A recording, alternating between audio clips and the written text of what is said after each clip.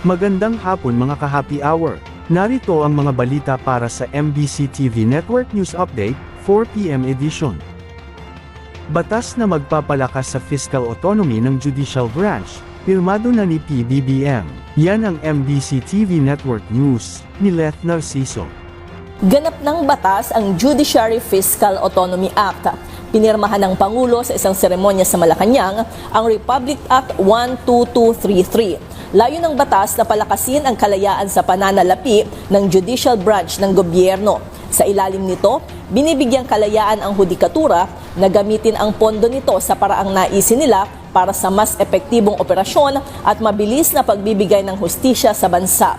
Nakasaad dito na ang budget proposal ng hudikatura ay direkta ng isusumite sa Kongreso ng walang revision sa kalakip ng National Expenditure Program. Maaari namang magbigay ng hiwalay na rekomendasyon ang Department of Budget and Management pero hindi nito maaantala ang paglalabas ng pondo. Hindi maaaring bawasan ng lehislatura ang pondong nakalaan para sa hudikatura. Binibigyan rin ng kapangyarihan ang Korte Suprema o Chief Justice na i-realign ang pondo sa pamagitan ng unbank resolution.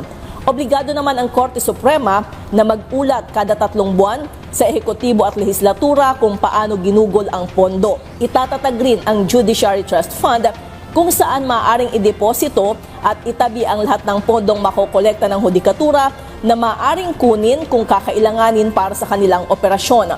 Sa kanyang talumpati, sinabi ni Pangulong Marcos na ang bagong batas ay hindi lang para sa hudikatura, kundi sa taong bayan.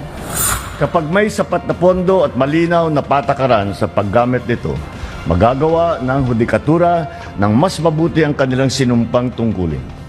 Ang bawat kasong nakahain sa mga korte ay mapapakinggan at madidesisyonan ng walang takot at walang alinlangan. Kaakibat nito, matutugunan ng hukuman ang hinaing ng taong bayan na dumudulog sa kanila at matutulungan silang isulong ang kanilang mga karapatan. Mabibigyan din sila ng pagkakataon makamtan ang kalayaan, kapayapaan at hustisya.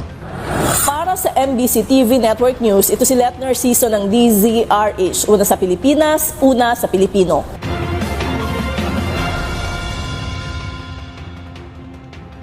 Samantala, BSP pinatanggal na sa mga e-wallet ang links ng online gambling sites. Pinatanggal na ng Bangko Sentral ng Pilipinas ngayong araw sa mga e-wallet platforms ang links ng online gambling sites. Ito ang kinumpirma ni Bangko Sentral ng Pilipinas Deputy Governor Mamerto Tanggonan sa pagdinig ng Senate Committee on Games and Amusement. Ayon kay Tanggonan, binigyan nila ng 48 oras upang tumalima ang mga e-wallets.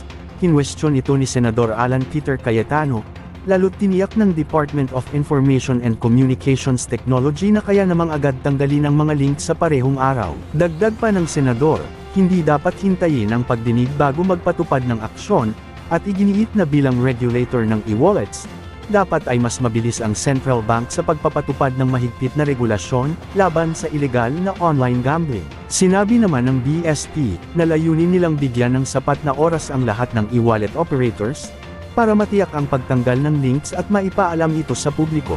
Ngunit nanindigan si Cayetano na mas mahalaga ang agarang aksyon upang maiwasan ang dagdag na biktima ng sugal online. At yan ang mga balita para sa MBC TV Network News Update, 4 PM edition. Abangan ang mga susunod na balitaan mamaya para sa 5 PM edition.